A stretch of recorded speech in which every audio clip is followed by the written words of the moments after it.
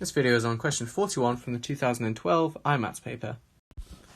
In this question we're asked, if a glucose molecule becomes incorporated as a non-terminal component of starch, which two regions labelled I to V on this diagram would be involved in forming glycosidic bonds? Right, okay, so we know that there are two types of starch. Do you know what these are?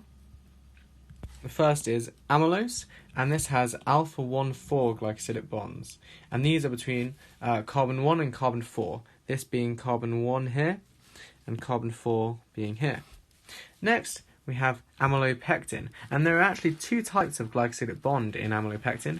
They're alpha 1,4 again, and alpha 1,6. So that's between carbon 1 of one glucose molecule, and carbon 6 of another glucose molecule.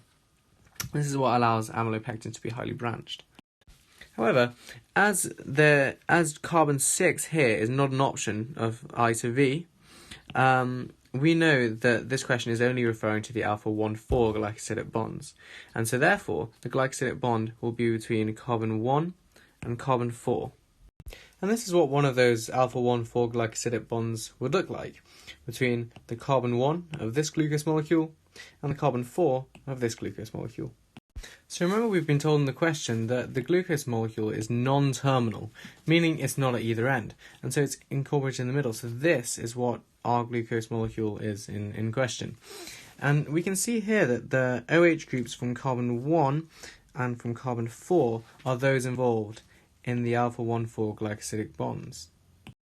And it's key to note that it was the OH bonds, OH groups on these carbons, carbon 1 and carbon 4, which were involved in forming these glycosidic bonds. So it's not these hydrogen groups, it's the hydroxyl groups, the OH groups. So now, as we know that it's an alpha 1,4 glycosidic bond, we know that this OH group on carbon 1 here, marked as II, is involved in the glycosidic bond, and that this OH group here on carbon 4, marked as V, is also involved in a glycosidic bond. And so our answer is E.